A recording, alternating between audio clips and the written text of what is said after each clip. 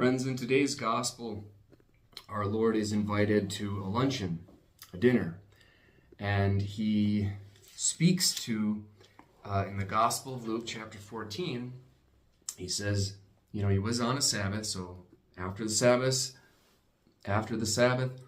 he went to dine at a home of one of the leading Pharisees, and he said to him, "When you hold a luncheon or a dinner, do you not invite your friends?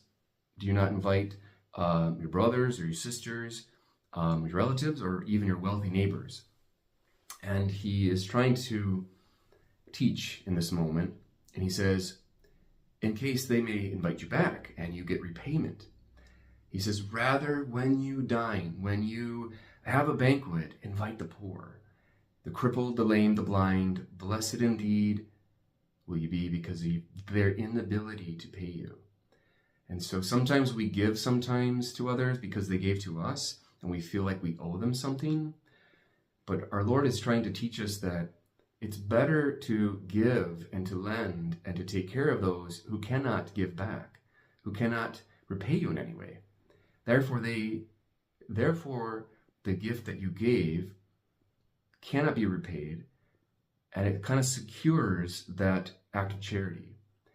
And instead of someone feeling like they owe you something, and they in turn someday come back and say, here, you gave me some so-and-so, you gave me money, you gave me help, you gave me clothes or extra food, here's some food that, No, he's trying to emphasize that love and charity have no value other than love and charity. And you can't really, it's beside the point to pay back. One doesn't pay back love. One gives it freely.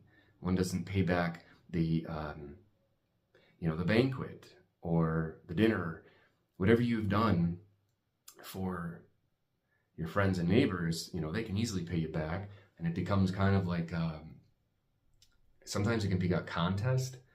So I've seen that in family where they're always trying to one-up each other.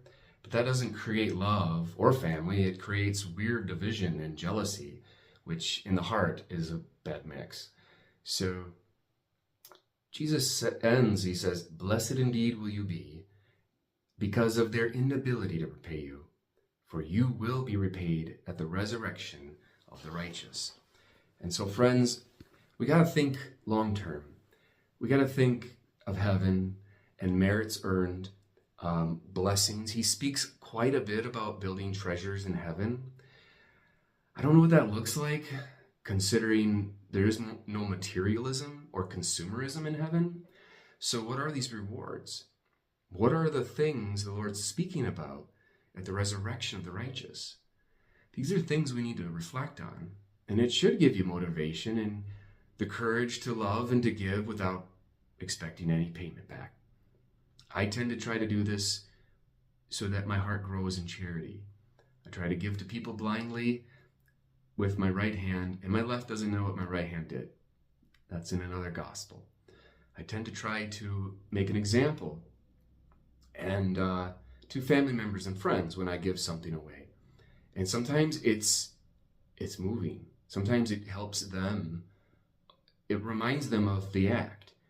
Example, I was moving out of the family barn as I lived. We had an estate on the farm.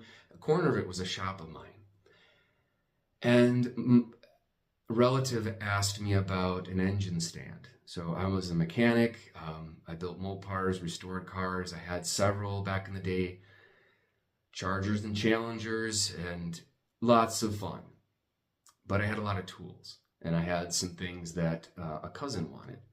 And so his dad reached out and said, hey, what are you doing with that engine stand? It's about a $100 engine stand. I'm like, it's been sitting there for several years. Since I got ordained, I didn't have time. I loved working and wrenching on a car. It's one of my passions. I had to give it up. And I said, he can have it. He's like, he'll buy it from you. You can buy one for a brand new one for $100, $150. But I said, no, he can have it. Let him have it. And my relative said, really? And I was like, yeah, really. It's okay. You can have it. And he was ecstatic. my relative mentioned right before the phone call ended, he's like, there was a pause. He says, "That's really generous of you." I'm like, I said, "You're welcome." And you just leave it at that. So sometimes an act can wake up someone else. Small act. The engine stand, I don't know what I paid for it, but I used it, abused it. I knew I wasn't going to use it again, and I gave it to my younger cousin who was getting into cars, early 20s, and he was getting into, so I wanted him to enjoy it. It didn't have any value to me.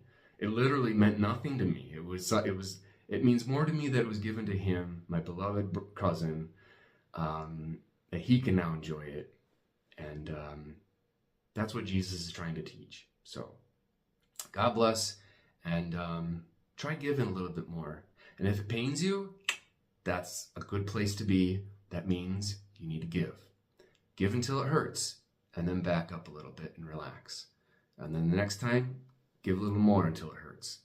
Practice that your whole life, and you'll be as charitable as a saint.